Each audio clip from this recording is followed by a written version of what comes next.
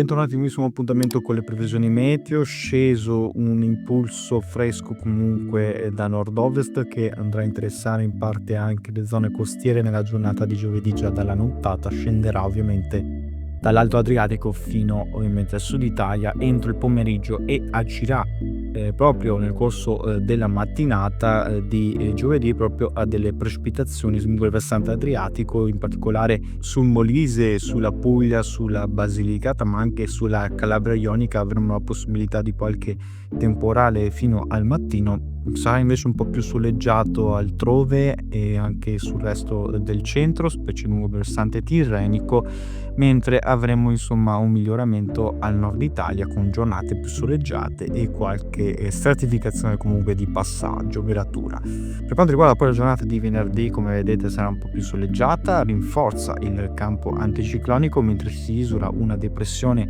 sulla Tunisia e questo comporterà quindi un aumento delle temperature che si porteranno anche al di sopra della media.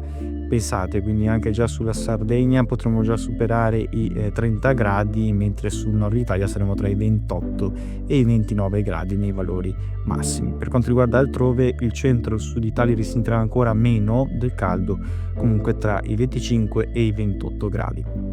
Per quanto riguarda poi la giornata di sabato, vedete come locali temporali potranno verificarsi. Parlo ovviamente della Francia per un piccolo minimo, una piccola goccia fresca a causa della discesa di un ciclone sulla Gran Bretagna che provocherà qualche temporale pomeridiano su quei settori. Da noi supereremo di gran lunga i 28 gradi sulle regioni settentrionali. Rimarremo ancora tra i 25 e 28 gradi al sud Italia, mentre come vedete qualche precipitazione nel corso delle ore pomeridiane potrà interessare il Cuneese in particolare, ma per il resto nulla da segnalare.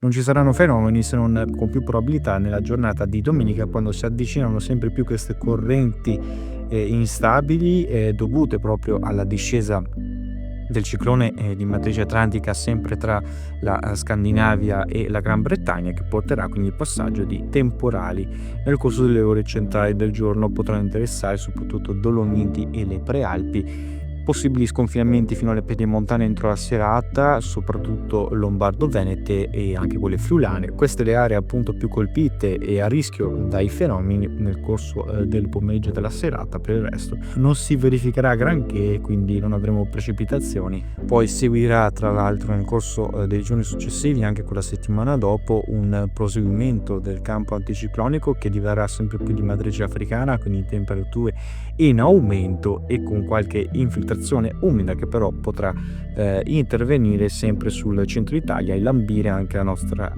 penisola, il nord Italia in modo particolare, portando qualche fenomeno pomeridiano. Questa è una tendenza ancora comunque da definire per quanto riguarda queste infiltrazioni umide proprio nella prima decade del mese di giugno. Ne riparleremo ovviamente nel corso dei prossimi aggiornamenti meteo.